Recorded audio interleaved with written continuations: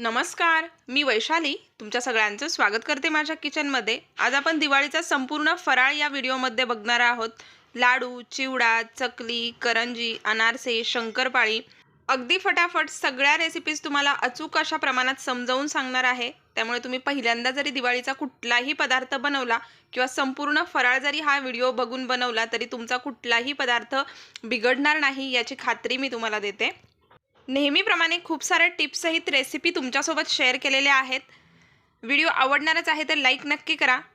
चॅनलवर नवीन असाल तर सबस्क्राइब करा। चला तर मग लगेचच रेसिपीला सुरुवात करूया। दिवाळी फराळ म्हटलं की आपल्याला सगळ्यात आधी तयारी करावी लागते ती अनारशांची। तर इथे अनारसे बनवण्यासाठी मी 1 किलो रेशनचा तांदूळ घेतलेला आहे, स्वच्छ निवडून घेतलाय। अनारशासाठी शक्यतो जुना तांदूळ वापरायचा। रेशनच्या तांदळाचेच अनारसे खूप छान होतात। जर तुमच्याकडे रेशनचा तांदूळ नसेल तर कुठलाही जुना तांदूळ वापरा, फक्त इंद्रायणी तांदूळ घेऊ नका। आता हा तांदूळ आपल्याला 2 ते 3 पाण्याने स्वच्छ धुवून घ्यायचा आहे। 2-4 पाण्याने मी तांदूळ चांगला स्वच्छ धुवून घेतलाय। आता यामध्ये आपल्याला भरपूर पाणी घालायचं आहे आणि हा तांदूळ 3 दिवस आपल्याला भिजत ठेवायचा आहे आणि रोज सकाळी याच्यातलं पाणी बदलायचं आहे। लक्षात ठेवा, म्हणजे मी सोमवारी तांदूळ भिजत घातले तर सोमवार, मंगळवार, बुधवार असे सलग 3 दिवस आपल्याला हे तांदूळ भिजवायचे आहेत। तांदूळ भिजत ठेवून 3 दिवस झालेत। रोज याच्यातलं मी पाणी बदललंय, त्यामुळे या पाण्याचा किंवा तांदळाचा बिलकुल आंबट वास येत नाही। अगदी छान पांढरे शुभ्र असे तांदूळ झालेत, चांगले भिजलेत। आता हे तांदूळ आपल्याला एका चाळणीवरती काढून घ्यायचे आहेत। एक अर्धा तास आपल्याला हे तांदूळ असे चाळणीत निथळत ठेवायचे आहेत। तर इथे एक अर्धा पाऊण तास तांदूळ व्यवस्थित निथळलेत। आता एका कॉटनच्या कपड्यावरती हे तांदूळ आपल्याला सुकत घालायचे आहेत। तर इथे मी कॉटनचा स्वच्छ कपडा घेतलाय, घरातच अंथरलेला आहे आणि त्यावरती आपल्याला हे तांदूळ सुकत घालायचे। पातळ असा लेयर द्यायचा, म्हणजे तांदूळ पटकन अगदी तासाभरात सुकले जातात। तांदूळ सुकण्यासाठी फार वेळ लागत नाही आणि शिवाय ते आपल्याला फॅन खाली सुकवायचे नाहीयेत किंवा उन्हामध्ये देखील सुकवायचे नाहीत। ही खूप महत्त्वाची टिप आहे। तर अशा पद्धतीने हे तांदूळ आपण आता एक तासभर सुकू देऊया। तर इथे तासाभरातच आपल्याला हवे तसे तांदूळ सुकलेले आहेत। थोडेसे आंबट ओले राहिले पाहिजेत, म्हणजे अशा हातावर दाबले तर ते हाताला थोडेसे चिकटतात। तर असेच आपल्याला तांदूळ सुकवायचे आहेत, पूर्णपणे कोरडे करायचे नाहीत। आता थोडे थोडे करून हे तांदूळ आपण मिक्सरच्या भांड्यामध्ये वाटून घेणार आहोत। तर इथे मी छोटं मिक्सरचं भांडं घेतलंय आणि थोडे थोडे करून हे तांदूळ आपल्याला वाटून घ्यायचे आहेत। तर मिक्सरला फिरवून तांदळाचं पीठ तयार करून घेतलंय। आता हे पीठ आपल्याला बारीक चाळणीने चाळायचं आहे। आपण पीठ चाळण्यासाठी जी चाळणी वापरतो ती नाही वापरायची, जी बारीक असते अगदी मैदा वगैरे चाळण्यासाठी जी चाळण वापरतात त्या चाळणीनेच हे पीठ आपल्याला चाळून घ्यायचं आहे। आणि अशाच प्रकारे मी आता सगळे तांदूळ वाटून याच चाळणीने चाळून घेणार आहे। तर इथे अशा पद्धतीने सगळं पीठ मी बनवून घेतलेलं आहे। या मैदा चाळण्याच्या चाळणीनेच सगळं चाळून घ्यायचं आहे आपल्याला। आणि शेवटी ही जी कणी राहिलेली आहे ती बिलकुल या पिठामध्ये घालायची नाहीये, ती आपल्याला फेकून द्यायची आहे। आता हे सगळं तांदळाचं पीठ आपल्याला या भांड्यामध्ये व्यवस्थित एकसारखं करून घ्यायचं। अशा पद्धतीने बघू शकता मी संपूर्ण परातभर हे पीठ हाताने व्यवस्थित एकसारखं केलंय। आता या पिठाचे आपल्याला समान 3 भाग करायचे आहेत अशा पद्धतीने। आणि याच्यातल्या कुठल्याही एका भागातलं पीठ आपल्याला मोजून घ्यायचंय। तर या 3 भागापैकी एका भागातलं पीठ मी या डब्याने व्यवस्थित मोजून घेतेय। तर हा डब्बा भरून हे एका भागातलं पीठ झालंय। आता बरोबर आपल्याला तेवढाच, म्हणजे हा जो डब्बा भरून झालेला आहे तेवढाच आपल्याला किसलेला गूळ घालायचा आहे। अनारशासाठी हे अगदी परफेक्ट प्रमाण आहे। तर जेव्हा तांदूळ सुकायला घातले होते तेव्हाच मी गूळ अंदाजे किसून ठेवला होता। तर इथं बरोबर हा एक डब्बा भरून बघू शकता किसलेला गूळ मी यामध्ये घालतेय। गूळ घालताना आपला नेहमीचा जो केमिकल विरहित गूळ असतो तोच वापरायचा आहे। स्पेशली कुठला गूळ विकत आणण्याची गरज नाही। फक्त लक्षात ठेवा, गूळ पावडर आपल्याला इथं वापरायची नाही, कारण ती कोरडी असते। तर अशा पद्धतीने सगळा गूळ आपल्याला या पिठामध्ये मिक्स करून घ्यायचा आहे। प्रमाण लक्षात ठेवा, पिठाचे 3 भाग केले आणि त्याच्यातला 1 भाग मोजून घेतला आणि तेवढाच आपण इथं किसलेला गूळ वापरलाय। आता हा किसलेला गूळ आणि पीठ व्यवस्थित आपल्याला हाताने अशा पद्धतीने एकजीव करून घ्यायचा आहे। याला मिक्सरला फिरवण्याची गरज नाही, हातावर थोडंसं चोळत राहिलं की व्यवस्थित या पिठाचा गोळा होतो। जर तुम्ही मिक्सरला फिरवलं तर काय होईल की पीठ पातळ होण्याची शक्यता असते, त्यामुळे अशाच पद्धतीने हातावर हे एकजीव करून घ्यायचं। तर इथे बघा, हातावरच मी मळून मळून अशा पद्धतीने हे पीठ आणि गूळ चांगलं एकजीव करून घेतलाय आणि याचा आता व्यवस्थित गोळा होतोय। अशा पद्धतीनं बघू शकता हातावर थोडंसं चोळलं की व्यवस्थित याचा गोळा तयार होतो। आता याच पद्धतीनं मी संपूर्ण पिठाचा व्यवस्थित असा गोळा बनवून घेणार आहे। तर इथे बघा हातावरच मळून मी हे पीठ चांगलं एकजीव करून घेतलंय। याचा व्यवस्थित असा गोळा तयार झालेला आहे। आता हे संपूर्ण पीठ मी एका डब्यामध्ये काढून ठेवणार आहे। तर आता पीठ डब्यामध्ये व्यवस्थित भरून ठेवलंय आणि झाकण लावून आपल्याला हे असंच 2 दिवस मुरत ठेवायचं आहे। तर गूळ घातल्यानंतर 2 दिवस आपलं अनारशांचं पीठ चांगलं भिजलंय, अगदी परफेक्ट असं तयार झालेलं आहे। आता लगेचच आपण याचे अनारसे करायला घेणार आहोत। खव्याच्या पेढ्याचं जसं टेक्स्चर असतं तसं परफेक्ट टेक्स्चर या पिठाला येतं। आता याच्यातला एक छोटा गोळा आपल्याला काढून घ्यायचा आहे। हातावर अशा पद्धतीनं गोलाकार करून घ्यायचा आणि थोडंसं बोटांना तेल लावून खसखसवर आपल्याला तो अशा पद्धतीनं थापून घ्यायचा आहे। तर इथं मी पोळपाटावर खसखस पसरवलेली आहे आणि त्यावरती 2 बोटाच्या साहाय्याने आता अनारसे लगेच थापून घेणार आहे। गॅसवर कढईमध्ये तेलही गरम करण्यासाठी ठेवलंय। तर अशा पद्धतीनं बघा गोल गोल फिरवत 2 बोटांच्या साहाय्याने आपल्याला अनारसे बनवून घ्यायचे आहेत। जर तुम्हाला कुरकुरीत अनारसा हवा असेल तर थोडासा पातळ थापायचा आणि जर तुम्हाला थोडासा असा मऊ हवा असेल तर थोडासा जाड ठेवायचा। तर इथे अनारसा मी व्यवस्थित बनवून घेतलाय। कढईमध्ये तेलही चांगलं गरम झालंय। गॅसची फ्लेम इथे आपल्याला मीडियम करायची आहे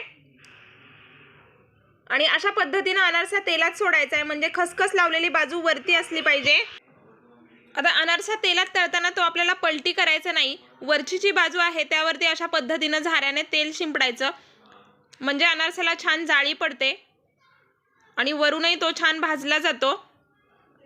तर इथे मस्त असा अनारसा फ्राय झालाय, बघू शकता याला जाळी देखील छान पडलेली आहे। काढून घेऊया। तर इथे बघा मस्त असा आपला अनारसा बनवून तयार झालाय, छान रंग आलाय, जाळी देखील छान पडलेली आहे, बिलकुल तेलात विरघळलेले नाहीत। आता याच पद्धतीने मी फटाफट सगळे अनारसे बनवून घेतेय। तर इथे बघा याच पद्धतीने मला हवे तेवढे अनारसे बनवून घेतलेले आहेत। तर इथे मी जवळपास 20-21 अनारसे बनवलेत आणि उरलेलं पीठ मी फ्रीजमध्ये ठेवून देणार आहे। आता हे उरलेलं अनारशांचं पीठ 2 ते 3 महिने फ्रीजमध्ये अगदी फ्रेश असं राहतं। तर या पद्धतीनं हे अनारसे या दिवाळीला नक्की बनवून बघा, तुम्हाला नक्की आवडतील। छान जाळीदार, खमंग, खुसखुशीत झालेत। यानंतर आपण बनवणार आहोत भाजणीची चकली। त्यासाठी आपल्याला सगळ्यात आधी भाजणी करायची आहे। तर इथं मी भाजणीचं सगळं साहित्य घेतलंय। 1 किलो रेशनचा तांदूळ घेतलाय, अर्धा किलो हरभरा डाळ, पावशेर मूग डाळ, अर्धा पाव उडीद डाळ, 100 ग्रॅम पोहे घेतलेत, 1 वाटीभर साबुदाणा आहे, अर्धी वाटी जिरं आणि पाऊण वाटी धने घेतलेले आहेत। हे सगळं साहित्य आपल्याला खमंग असं लो टू मीडियम फ्लेमवर एकसारखं हलवत भाजून घ्यायचंय। तुम्हाला शक्य असेल तर तांदूळ आणि सगळ्या डाळी स्वच्छ धुवून उन्हामध्ये वाळवून जरी भाजल्या तरी सुद्धा चालतील आणि शक्य नसेल तर थोडंसं कॉटनच्या कापडावरती घेऊन डाळ आणि तांदूळ स्वच्छ पुसून घ्यायचं आणि मग ते भाजायचं, म्हणजे याच्यातली डस्ट वगैरे किंवा काही पावडर वगैरे लावलेली असेल तर ती पूर्णपणे निघून जाते। तर अशा पद्धतीनं लो टू मीडियम फ्लेमवर एकसारखं हलवत मी हे सगळे जिन्नस छान खमंग आणि खरपूस असे भाजून घेतलेत। आपली भाजणी चांगली झाली तर चकलीला छान चव येते। डाळी आणि तांदूळ चांगल्या हलक्याशा तांबूस रंगावरती भाजून घ्यायचे, साबुदाणाही छान फुलेपर्यंत भाजायचा, पोहे भाजून घ्यायचे, धने आणि जिरंही चांगलं भाजून घ्यायचं। तर इथं अशा पद्धतीनं मी सगळी भाजणी खमंग अशी भाजून घेतली आहे। भाजणी भाजून झाली आहे, आता ही व्यवस्थित मिक्स करून घेऊया आणि संपूर्ण थंड झाल्यावर आपल्याला ही गिरणीतून दळून आणायची आहे। तर इथे आपली 2 किलोची मस्त खमंग अशी चकली भाजणी बनवून तयार आहे। आता लगेचच आपण चकली करायला घेणार आहोत। यातलं 2 वाट्या पीठ मी काढून घेतलंय। 2 वाट्या पिठाचीच तुम्हाला मी चकली बनवून दाखवणार आहे। पीठ 2 वाट्या घेतलंय म्हणून त्याच वाटीने मी इथं बरोबर 1 वाटीभर पाणी घेतलेलं आहे।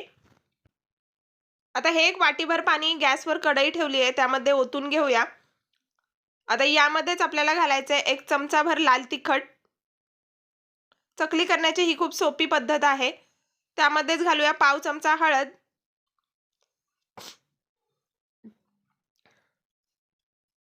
पाव चमचा ओवा, 2 चमचे पांढरे तीळ, चवीप्रमाणे मीठ घालायचंय। आपण बिलकुल तेलाचं मोहन घालणार नाही आहोत। मोहन न घालता एकदम खमंग, कुरकुरीत आणि खुसखुशीत चकली कशी बनवायची हे मी तुम्हाला या व्हिडिओमध्ये दाखवणार आहे। तर इथे बघा पाण्याला व्यवस्थित उकळी आलेली आहे। लगेचच आपल्याला गॅस बंद करायचा आहे।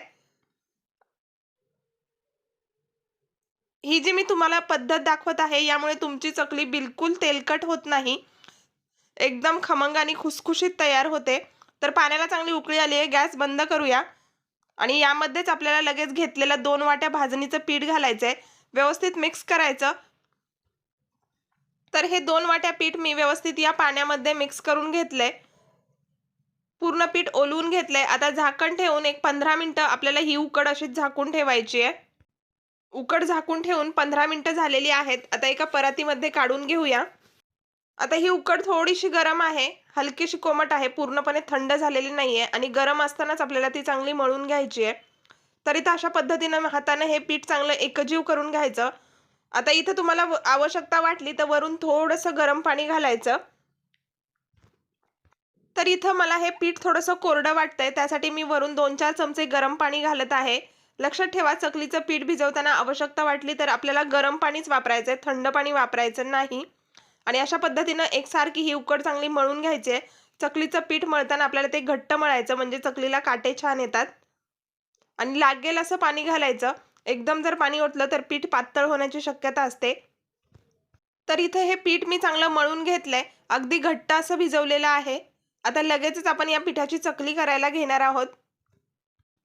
याच्यातलं अर्ध पीठ मी काढून घेतेय. पुन्हा थोडंसं हातावर एकसारखं करून घ्यायचं. माझ्याकडे अशा पद्धतीचं चकली पात्र आहे. याला आतमध्ये तेल लावून घेतलंय. आता यामध्ये व्यवस्थित दाबून आपल्याला हे पीठ भरायचं. पीठ भरताना दाबून भरायचं, म्हणजे काय होतं की चकली करताना बिलकुल तुटत नाही. तर आता फटाफट आपल्याला चकल्या बनवून घ्यायच्या आहेत. त्यासाठी खाली मी पेपर घेतलाय आणि पेपरवरच चकली बनवत आहे. अगदी मस्त अशी चकली तयार होते. पीठ घट्ट असल्यामुळे चकलीला काटेही छान पडतात. तर इथं बघू शकता, चकली बनवताना आपल्याला ती 4 ते 5 वेढ्यांची बनवायची. बिलकुल ही चकली तुटत नाहीये. मस्त काटे आलेले आहेत. आता याच पद्धतीनं मी फटाफट 4-5 चकल्या बनवून घेतेय. तर इथं मी अशा पद्धतीनं 4 चकल्या बनवून घेतल्यात. छान काटेरी अशा तयार झालेल्या आहेत, बिलकुल तुटल्या नाहीत. गॅसवर कढईमध्ये तेल गरम करण्यासाठी ठेवलंय. तेलही चांगलं कडकडीत गरम झालेलं आहे. आता यामध्ये आपल्याला चकली सोडायची आहे. चकली तेलात सोडताना लक्षात ठेवा, गॅसची फ्लेम हाय ठेवायची, म्हणजे चकली तेलात विरघळली जात नाही. ही खूप महत्त्वाची टिप आहे. सुरुवातीला तेलात चकली सोडल्यानंतर तिला फ्राय होऊ द्यायचं. लगेचच झाऱ्यानं हलवायचं नाही. एखादा मिनिटभर तरी चकलीला तिला फ्राय होऊ द्यायचं आणि मग थोडीशी कडक झाल्यानंतर आपल्याला ती पलटून एकसारखी हलवत भाजून घ्यायची आहे. सुरुवातीला फक्त एखादा मिनिटभरच गॅसची फ्लेम हाय ठेवायची आहे आणि नंतर लो टू मीडियम फ्लेमवर चकली फ्राय करायची आहे. तर इथे या चकल्या बघा, बिलकुल तेलामध्ये विरघळलेल्या नाहीयेत, तुटल्या नाहीयेत.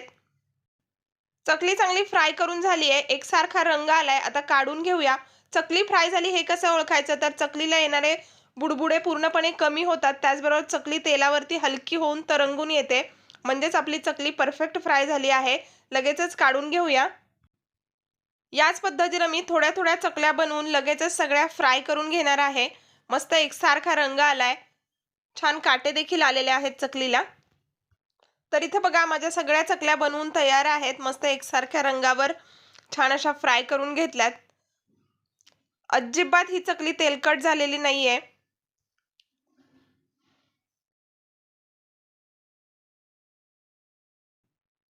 एक चकली तुम्हाला तोडून दाखवते. अगदी मस्त कुरकुरीत झालेले आहेत. तर या पद्धतीने या दिवाळीला या चकल्या नक्की बनवून बघा. यानंतर आपण बनवणार आहोत बुंदीचे रसरशीत असे लाडू. बुंदीचे लाडू बनवण्यासाठी इथं मी 2 वाट्या बेसन पीठ घेतलंय. हे बेसन पीठ आपल्याला चाळणीने स्वच्छ असं चाळून घ्यायचंय. बेसन पीठ चाळून झालंय. आता यामध्ये आपल्याला आवश्यकतेनुसार पाणी घालायचंय आणि याचं सैलसर बॅटर बनवून घ्यायचंय. तर अशा पद्धतीनं मी थोडं थोडं करून हे पाणी घालत आहे. म्हणजे काय होतं की पिठाच्या एकदम गुठळ्या तयार होत नाही. एकदम पाणी नाही ओतायचं, थोडं थोडं करत घालायचं आणि हे पीठ मिक्स करत राहायचं. तर इथं बघा, अशा पद्धतीनं मी थोडं थोडं पाणी घालत हे पीठ भिजवून घेत आहे. याचं सैलसर बॅटर बनवायचंय. तर मला हे पीठ भिजवण्यासाठी 2 वाट्या बेसन पीठ आहे, तर बरोबर 1.5 वाटी पाणी लागले. तुमचं पाण्याचं प्रमाण थोडंफार कमी जास्त होऊ शकतं बेसन पिठाच्या क्वालिटीनुसार. तर बघा, इथं फ्लोईंग कन्सिस्टन्सीचं आपलं सैलसर बॅटर बनवून तयार आहे. आता यामध्ये आपल्याला थोडासा खाण्याचा रंग घालायचा आहे. तर मी इथं केशरी रंग टाकते थोडासा. तुमच्याकडे असेल अवेलेबल तर वापरा, नाहीतर थोडीशी हळद घातली तरी चालेल. बुंदीला रंग छान येतो. मिक्स करून घेऊया. यानंतर आपल्याला यामध्ये घालायचा आहे चिमूटभर खाण्याचा सोडा. सोड्याचं प्रमाण बघा, अगदी चिमूटभरच मी इथं घेतलेलं आहे. व्यवस्थित मिक्स करून घेऊया. तर इथं पुन्हा एकदा तुम्हाला पिठाची कन्सिस्टन्सी दाखवते. अशा प्रकारचं आपल्याला हे फ्लोईंग कन्सिस्टन्सीचं सैलसर बॅटर बनवायचं आहे. तुम्हाला हवं तर तुम्ही इथं आपला झाऱ्या घेऊन यावरती हे पीठ थोडंसं टाकून बघायचं, म्हणजे याचे ड्रॉप व्यवस्थित पडतायत की नाही आपल्या लक्षात येतं. तर अशा पद्धतीनं बघा, थोडंसं पीठ हे चेक करून बघायचं. छान असे याचे खाली ड्रॉप पडतायत, म्हणजेच आपलं पीठ परफेक्ट असं तयार झालंय. या 2 वाट्यामध्ये मी अर्धा चमचा पीठ काढून घेते, कारण आपण थोडीशी कलरफुल बुंदी करणार आहोत. दिसायला लाडू छान दिसतात. तर हिरवा आणि लाल रंग या 2 वाट्यांमध्ये टाकून घेणार आहे. माझ्याकडे अवेलेबल आहे म्हणून वापरतेय, नसेल तर नाही घातला तरी काही हरकत नाही. आता लगेचच आपल्याला बुंदी करायला घ्यायची आहे. गॅसवर कढईमध्ये तेल चांगलं कडकडीत गरम झालंय आणि अशा पद्धतीनं झाऱ्यावरती आपल्याला हे पीठ घालून घ्यायचंय. आणि बघू शकता मस्त असे इथं बुंदीचे खाली ड्रॉप पडत आहेत. बुंदी फ्राय करताना गॅसची फ्लेम हाय ठेवायची, म्हणजे मोत्यासारखी छान गरगरीत बुंदी तयार होते. जर गॅस लो असेल किंवा तेल जर कमी गरम असेल तर बुंदी चपटी तयार होते. त्यामुळे बुंदी तेलात सोडताना गॅसची फ्लेम नेहमी हाय ठेवायची आणि तेल चांगलं कडकडीत गरम असलं पाहिजे. तर अशा पद्धतीनं बोटाने थोडासा झाऱ्या हलवायचा, म्हणजे छान पिठाचे ड्रॉप खाली तेलामध्ये पडतात. तेलात बसेल इतकीच बुंदी तेलात सोडायची आहे. तर इथं एकसारखं हलवत मस्त अशी आपल्याला ही बुंदी फ्राय करून घ्यायची आहे. बुंदी फ्राय करण्यासाठी फार वेळ लागत नाही, अगदी पटकन 2 मिनिटात बुंदी फ्राय होते. बुंदी चांगली फ्राय झाली आहे, काढून घेऊया. तर इथं बघा मस्त मोत्यासारखी गोल गरगरीत बुंदी बनवून तयार आहे. आता याच पद्धतीनं मी सगळी बुंदी पाडून घेणार आहे. तर इथं बघा कलरवाली बुंदी देखील मी अशाच पद्धतीनं बनवून घेतली आहे. मस्त अशी गोल गरगरीत मोत्यासारखी आपली सगळी बुंदी फ्राय करून झाली आहे. आता आपल्याला बुंदीच्या लाडूसाठी लागणारा पाक बनवायचा आहे. तर कढईमध्ये मी 1.5 वाटी साखर घेतली आहे आणि आता आपल्याला त्यामध्ये तेवढंच म्हणजे 1.5 वाटी पाणी घालायचं आहे. 2 वाट्या बेसन पिठासाठी 1.5 वाटी साखर हे अगदी परफेक्ट प्रमाण आहे. ज्या वाटीने बेसन पीठ मोजले त्याच वाटीने मी इथं साखर आणि पाणी मोजून घेतेय. आता कढई आपल्याला गॅसवरती ठेवायची आहे. साखर पाण्यात विरघळल्यानंतर किंवा पाण्याला उकळी आल्यानंतर अगदी 7-8 मिनिटात पाक तयार होतो. आपल्याला मधासारखा चिकट एकतारी पाक हवा आहे. उकळी आल्यानंतर 6-7 मिनिटं पाक चांगला शिजलाय. आता आपण तो चेक करून बघणार आहोत. हातावर अशा पद्धतीनं पाक घेऊन फुंकून चेक करायचा, म्हणजे आपल्याला पाकाची परफेक्ट कन्सिस्टन्सी लक्षात येते. पाक चेक करताना गॅसची फ्लेम लोच ठेवायची, नाहीतर पाक पटकन पुढे जाण्याची शक्यता असते. तर इथं आपल्याला हवा तसा बरोबर अर्धवट तार येणारा चिकट असा एकतारी पाक बनवून तयार आहे. जर तुम्हाला वाटलं पाक जास्त शिजलाय किंवा थोडासा पुढे गेलाय किंवा कडक झालाय, तर अशा वेळी काय करायचं, गॅस बंद करायचा आणि यामध्ये 2-3 चमचे थंड पाणी टाकायचं. आपल्याला हवा तसा बुंदीच्या लाडूसाठी जसा पाक हवा असतो तसा परफेक्ट पाक मिळतो. आता मी गॅस बंद केलाय आणि यामध्ये 1 चमचाभर वेलची पावडर घातलेली आहे. आता पाकामध्ये सगळी बुंदी घालून घेऊया आणि व्यवस्थित मिक्स करून घ्यायचं. यानंतर झाकण ठेवून ही बुंदी आपल्याला अशीच पाकामध्ये थोडा वेळ मुरू द्यायची आहे. कमीत कमी 15 मिनिटं तरी आपल्याला ही बुंदी झाकून ठेवायची आहे. मधून अधून थोडंसं हलवत राहायचं. बुंदी संपूर्ण पाक व्यवस्थित शोषून घेते. तर इथं बघा 10-15 मिनिटं मी बुंदी अशीच पाकामध्ये मुरवत ठेवली होती. बुंदीने संपूर्ण पाक शोषून घेतलाय. मधून अधून थोडंसं खालीवर केलेलं आहे आणि आता सगळी बुंदी मी एका ताटामध्ये काढून घेतेय. मस्त रसरशीत अशी आपली बुंदी बनवून तयार झालेली आहे. आणि आता आपल्याला लगेचच फटाफट याचे लाडू वळून घ्यायचे. कढईमध्ये बिलकुल पाक शिल्लक राहिलेला नाहीये, बघू शकता. लाडू वळताना हाताला थोडंसं पाणी लावायचं, म्हणजे बुंदी हाताला चिकटत नाही आणि छान असे गोल गरगरीत लाडू वळले जातात. बुंदी छान रसरशीत आहे त्यामुळे लाडू परफेक्ट असे तयार होतात. तर इथं बघा या पद्धतीनं मी बुंदीचे लाडू वळून घेत आहे. बघू शकता मस्त असा गोल गरगरीत आणि रसरशीत आपला बुंदीचा लाडू बनवून तयार आहे. आता याच पद्धतीनं मी फटाफट सगळे लाडू वळून घेणार आहे. तर इथं बघा मस्त असे माझे सगळे बुंदीचे लाडू बनवून तयार आहेत. फक्त 2 वाट्या बेसन पिठामध्ये इथं माझे मध्यम आकाराचे 15 लाडू बनवून झालेले आहेत. अगदी मस्त रसरशीत असे झालेत. तर या पद्धतीनं या दिवाळीला हे बुंदीचे लाडू नक्की बनवून बघा, तुम्हाला नक्की आवडतील. यानंतर आपली पुढची रेसिपी आहे खुसखुशीत अशी करंजी. तर करंजी बनवण्यासाठी सगळ्यात आधी आपल्याला करंजीच्या कवरसाठी लागणारं पीठ भिजवून घ्यायचंय. त्यासाठी इथं मी 1 वाटीभर मैदा घेतलाय आणि त्याच वाटीने 1 वाटीभर बारीक रवा घेतलाय. दोनही पदार्थ आपल्याला व्यवस्थित चाळणीने चाळून घ्यायचेत. आता यामध्ये आपल्याला चवीप्रमाणे मीठ घालायचंय. या पिठामध्ये आपल्याला कडकडीत गरम तेलाचं मोहन घालायचंय. इथं जर तेलाच्या किटलीत जी पळी असते त्या पळीनं मी 1.5 पळी तेल कडकडीत गरम करून घेतलेलं आहे. चमच्याने म्हणाल, आपला नेहमीचा पोहे खायचा चमचा असतो त्या चमच्याने मी बरोबर 5 चमचे तेल चांगलं कडकडीत गरम करून घेतलंय. आता हे गरम तेलाचं मोहन आपल्याला या पिठावरती घालायचंय. आता हे मोहन चांगलं पिठाला व्यवस्थित चोळून घ्यायचंय. सुरुवातीला अशा पद्धतीनं चमच्यानं मिक्स करायचं आणि थोडंसं थंड झालं की हाताने व्यवस्थित संपूर्ण पिठाला हे मोहन चांगलं चोळून घ्यायचं, म्हणजे आपली करंजी छान खुसखुशीत तयार होते. संपूर्ण पिठाला हे मोहन चांगलं मी हाताने चोळून घेतलंय.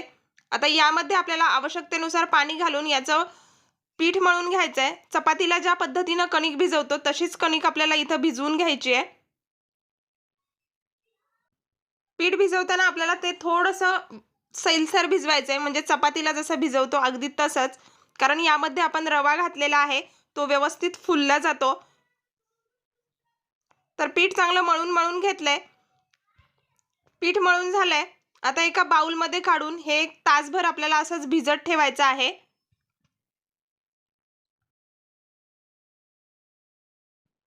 करंजीचं पीठ भिजतंय तोपर्यंत आपण त्यासाठी लागणारं सारण बनवून घेणार आहोत. तर इथं मी 2 वाट्या बारीक रवा घेतलाय, 2 वाट्या किसलेलं सुकं खोबरं घेतलंय आणि 1.5 वाटी पिठी साखर घेतलेली आहे. सारणासाठी रवा घेताना तो बारीकच घ्यायचा आहे. आमच्याकडे ज्या पद्धतीनं सारण बनवलं जातं ती पद्धत मी तुमच्यासोबत शेअर करतेय. गॅसवर कढई गरम करण्यासाठी ठेवली आहे. त्यामध्ये 2 चमचे साजूक तूप घालूया.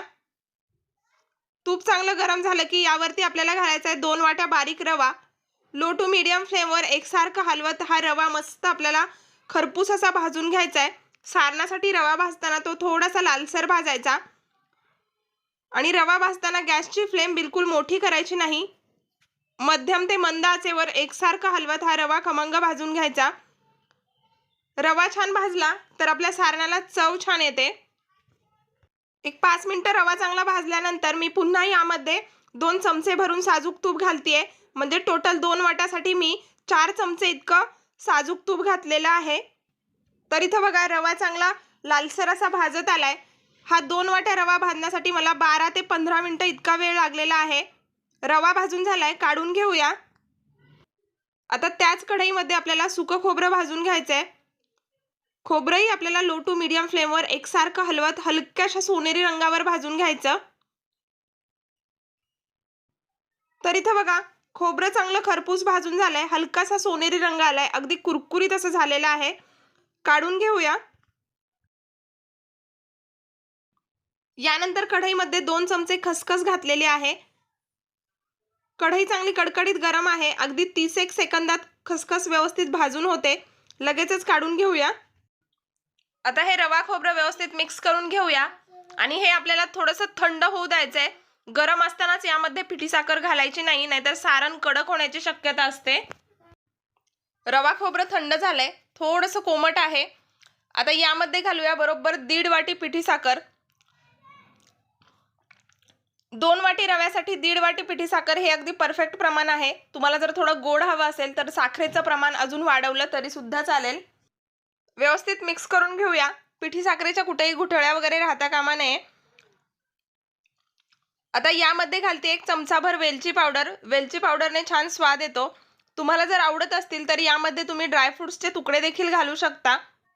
तुम्हाला जर जास्त क्वांटिटीमध्ये करंज्या बनवायच्या असतील तर 2-3 दिवस आधीच सारण बनवून ठेवायचं, म्हणजे अगदी पटकन करंज्या तयार होतात. तर बघा मस्त असं आपलं सारण बनवून तयार झालंय. इथं करंजीचं पीठही चांगलं भिजलंय. लगेचच आपण करंज्या करायला घेणार आहोत. रवाही या पिठामधला छान फुलून येतो, त्यामुळे कमीत कमी तासभर तरी हे पीठ चांगलं भिजू द्यायचं असतं. आता या पिठाची अशा पद्धतीने आपल्याला एक चपाती लाटून घ्यायची आहे। व्यवस्थित पोळपाटावर एकसारखं करून घ्यायचं आणि याची व्यवस्थित चपाती लाटून घ्यायची आहे। अशा पद्धतीने याची मी एक जाडसर अशी चपाती लाटून घेतली आहे। आता याचा आपल्याला रोल करून घ्यायचा आहे। अशा पद्धतीने घट्ट असा रोल करायचा। पुन्हा हातावर तो व्यवस्थित एकसारखा करून घ्यायचा आणि एकसारख्या आकारात याच्या आपल्याला लाट्या कट करायच्या आहेत।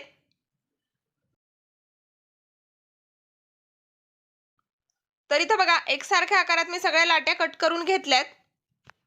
आता आपल्याला करंजा बनवायच्या आहेत, तर आपण तांब्यावरची करंजी बनवणार आहोत। अगदी सोप्या पद्धतीने आणि झटपट या करंजा तयार होतात। तांब्या घेताना अशा पद्धतीने ज्याला किनार नाहीये असा घ्यायचा आणि यावरती आपल्याला एक कॉटनचा कपडा बांधून घ्यायचा आहे। तर मी हा कॉटनचा रुमाल आहे तो घट्ट असा तांब्याच्या तोंडाशी बांधून घेणार आहे। तर इकडे बघा अशा पद्धतीने मी हा रुमाल तांब्याच्या तोंडाशी एका रश्शीने घट्ट असा बांधून घेतलाय। अशा पद्धतीने व्यवस्थित असा रुमाल मी बांधून घेतलाय। सारण तयार आहे, लाट्या बनवून तयार आहेत। लगेचच आपण करंजा बनवूया। त्यासाठी इथं थोडासा मैदा घेतलेला आहे। या मैद्यामध्ये घोळून आपल्याला ही लाटी चांगली पातळ अशी लाटून घ्यायची आहे।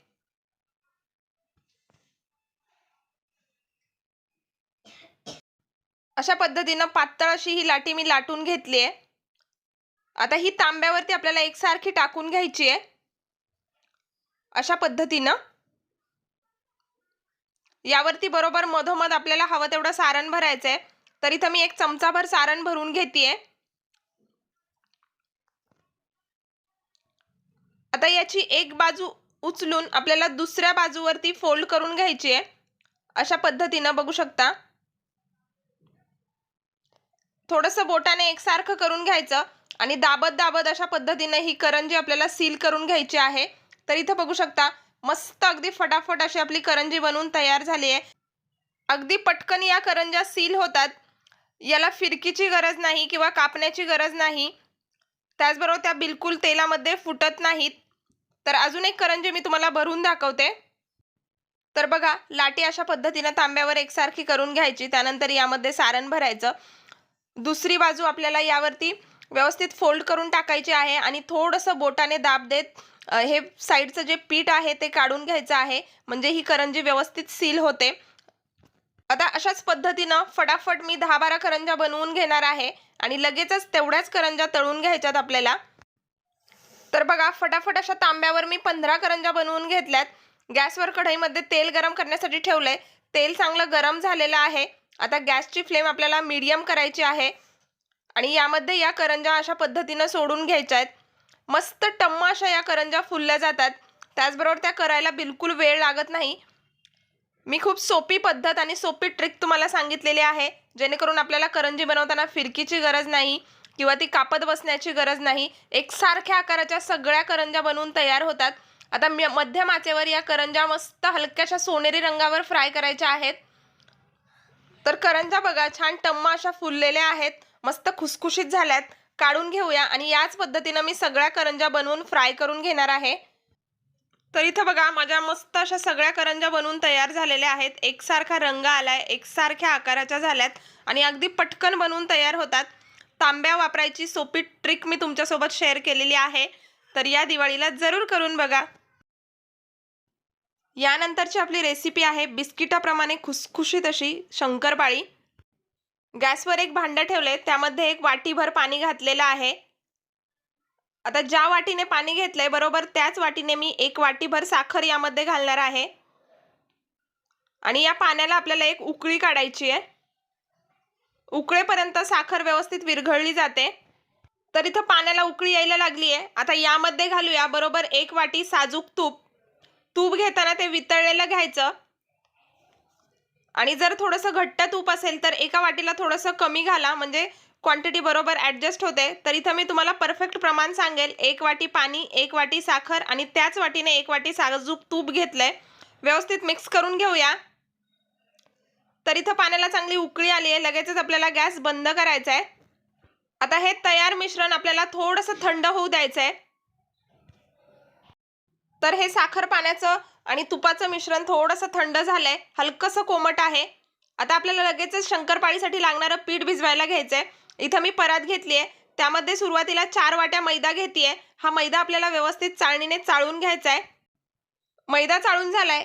आता यामध्ये आपल्याला हे आपण तयार केलेलं पाणी थोडं थोडं घालून घ्यायचंय आणि या पाण्यामध्ये बसेल एवढाच मैदा आपल्याला यामध्ये भिजवून घ्यायचा आहे. तर लक्षात ठेवा, अशा पद्धतीनं मी थोडं थोडं करून पाणी यामध्ये घालतेय आणि हे पीठ चांगलं आपल्याला ओलवून घ्यायचंय. तर सुरुवातीला मी 4 वाट्या मैदा घेतलाय. लागलं तर अजून आपण वापरणार आहोत. तर इथं बघा, पीठ घालून मी हा सगळा मैदा व्यवस्थित ओलवून घेतलाय आणि अजून थोडंसं 1 वाटीभर इथं हे पाणी शिल्लक राहिलेलं आहे. आता पुन्हा मी यामध्ये 2 वाट्या मैदा चाळून घेतलाय आणि आता हा सगळा मैदा आपल्याला व्यवस्थित या पाण्यामध्ये ओलवून घ्यायचा आहे. लक्षात ठेवा, वरून बिलकुल पाणी वापरायचं नाही. आपण जे तयार केलेलं पाणी आहे त्यामध्येच आपल्याला हे पीठ भिजवायचं आहे. तर इथं पाणी सगळं संपलंय. आता सगळं पीठ एकत्र करून छान आपल्याला मळून घ्यायचं आहे. तर हे पीठ आपल्याला चांगलं मळून मळून घ्यायचं, म्हणजे आपली शंकरपाळी छान खुसखुशीत अशी तयार होते. थोडंसं घट्ट पीठ भिजवायचं. पीठ चांगलं घट्ट असं मळून झालंय. आता लगेचच आपण याच्या शंकरपाळ्या करायला घेणार आहोत. याला भिजत ठेवण्याची गरज नाही. या पिठातला एक मोठ्या आकाराचा पिठाचा गोळा काढून घेतेय. हातावरती थोडासा एकसारखा करून घ्यायचा आहे आणि याची आपल्याला व्यवस्थित अशी जाड चपाती लाटून घ्यायची आहे. शंकरपाळी करताना ती साधारणपणे 1 सेंटीमीटर इतकी जाडीची चपाती करायची याची.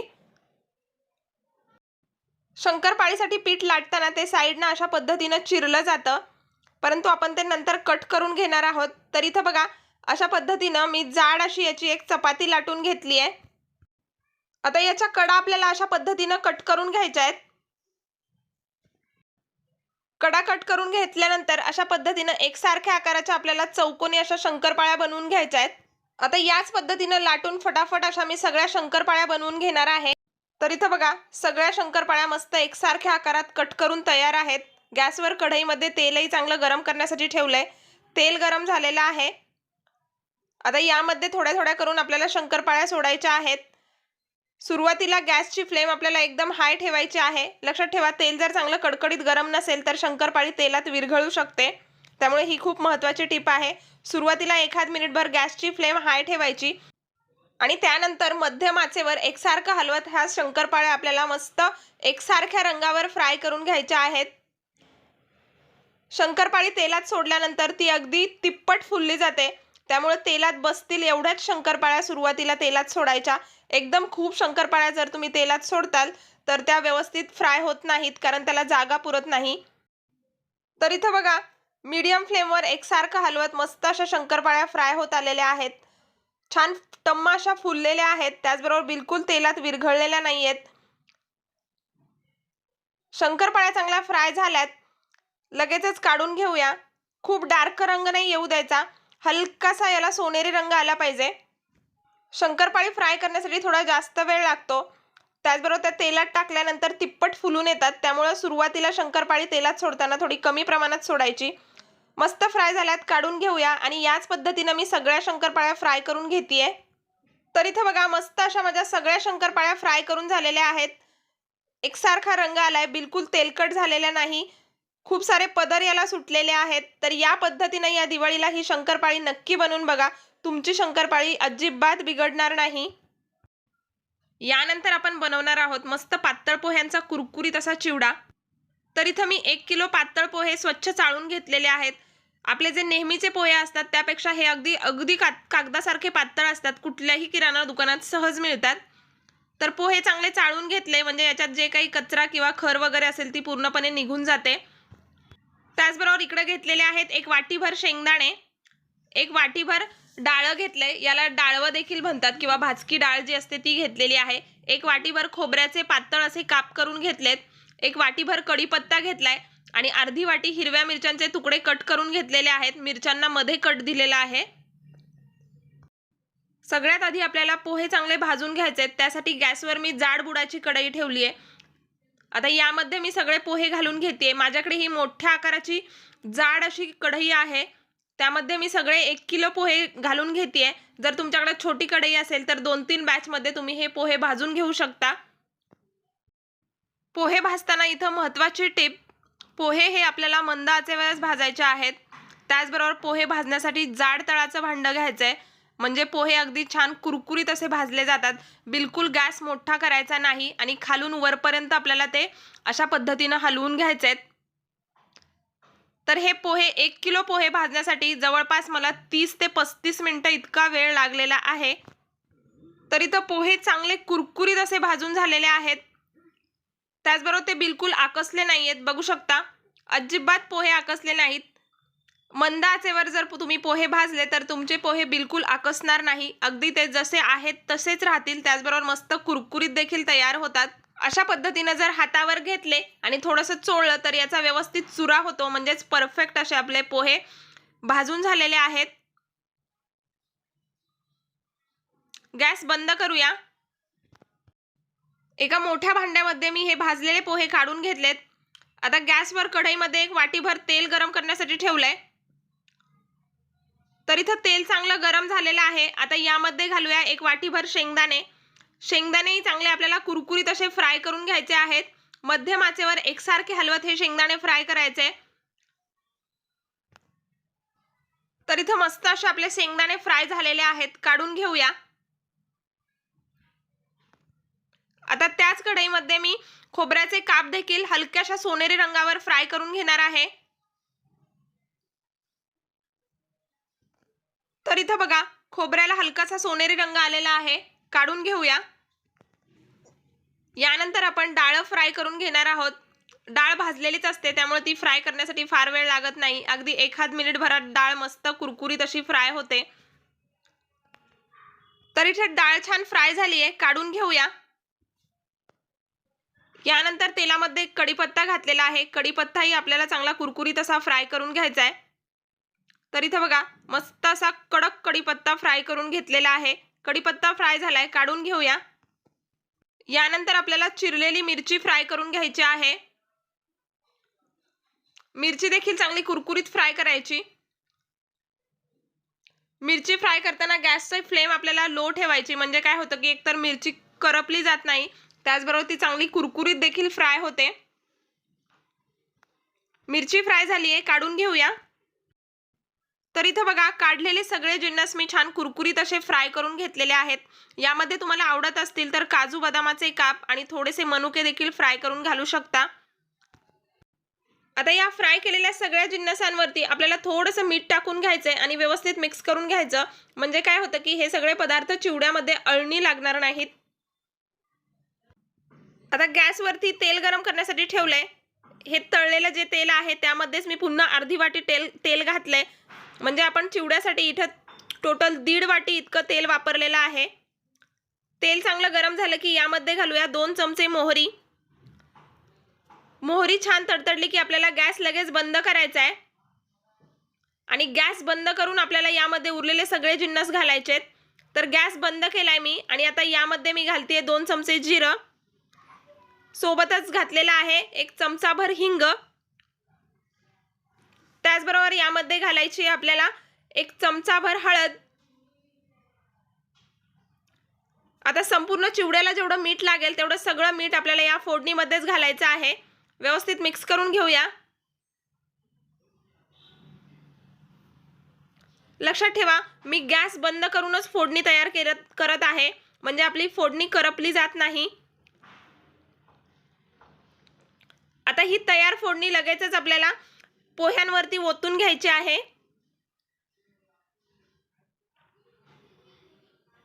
आता ही फोडणी व्यवस्थित आपल्याला पोह्यांमध्ये हलक्या हाताने मिक्स करायची आहे. सुरुवातीला हे पोहे थोडेसे पांढरे दिसतील, परंतु जसं जसं आपण हलवत जाऊ तसा त्याला छान एकसारखा पिवळा असा रंग येतो.